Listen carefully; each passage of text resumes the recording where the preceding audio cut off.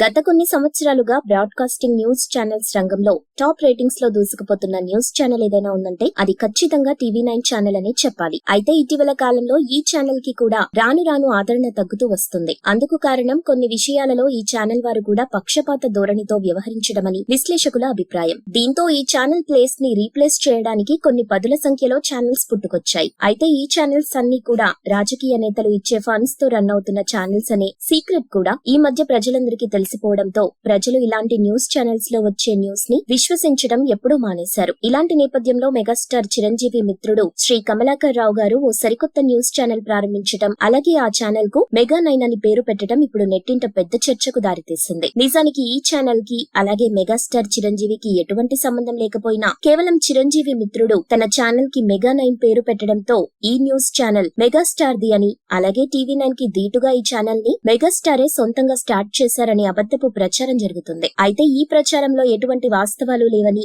Mega అభిమానులు చెప్పుకొస్తున్నారు. అంతేకాదు, ఒకవేళ చిరంజీవి గారికే ఇలా ఓ న్యూస్ ఛానల్ స్టార్ట్ చేసే ఉద్దేశం ఉంటే ఆ పని తను రాజకీయాల్లో ఉన్నప్పుడే చేసేవారని చెప్తున్నారు. మరోపక్క ఈ మెగా9 ఛానల్ చైర్మన్ మాత్రం తన స్నేహితుడి సపోర్ట్ మరియు ఆశీస్సులు తీసుకోవడం కోసం ఆ మెగా9 ఛానల్ లోగోను నేరుగా చిరంజీవి చేతుల మీదుగా లాంచ్ చేయించడం జరిగింది. దీంతో ఈ కార్యక్రమానికి సంబంధించిన వీడియో ఇప్పుడు నెట్టింట వైరల్ గా మారింది. ఇక ఈ కార్యక్రమంలో మెగా9 ఛానల్ చైర్మన్ కమలాకర్ గారితో పాటు ఆయన కుమారుడు అభినవ్, ఛానల్ నిర్వాహకులు మధు మరియు కిరణ్ పాల్గొన్నారు. ఇక మెగా9 ఛానల్ లోగోను ఆవిష్కరించిన మెగాస్టార్ గారు మెగా9 ఛానల్లో పనిచేసే ప్రతి ఒక్కరికి గుడ్ లక్ చెప్తూ ఇక దుమ్ము దులిపేయండి అంటూ మెగా9 ఛానల్ చైర్మన్ కొడుకు అభినవ్ ను వెన్నుతట్టి ప్రోత్సహించారు. దీంతో ఈ మెగా9 న్యూస్ ఛానల్ ప్రారంభోత్సవం అటు సినీ ఇండస్ట్రీలోనే కాదు, ఇటు పొలిటికల్ సర్కిల్స్ లో కూడా పెద్ద సెన్సేషన్ గా మారింది. ఇక ప్రస్తుతం చిరంజీవి గారు అయితే తన 156వ చిత్రమైన విశ్వంబర మూవీ షూటింగ్ లో బిజీగా ఉన్నారు. ఈ చిత్రం వచ్చే ఏడాది సంక్రాంతికి రిలీజ్ చేసేందుకు మేకర్స్ ప్లాన్ చేస్తున్నారు. మీరు ఇలాంటి మూవీ అప్డేట్స్ మరిన్ని తెలుసుకోవడానికి ఇప్పుడే మా ఛానల్ ని లైక్ చేయండి, షేర్ చేయండి, సబ్స్క్రైబ్ చేయండి.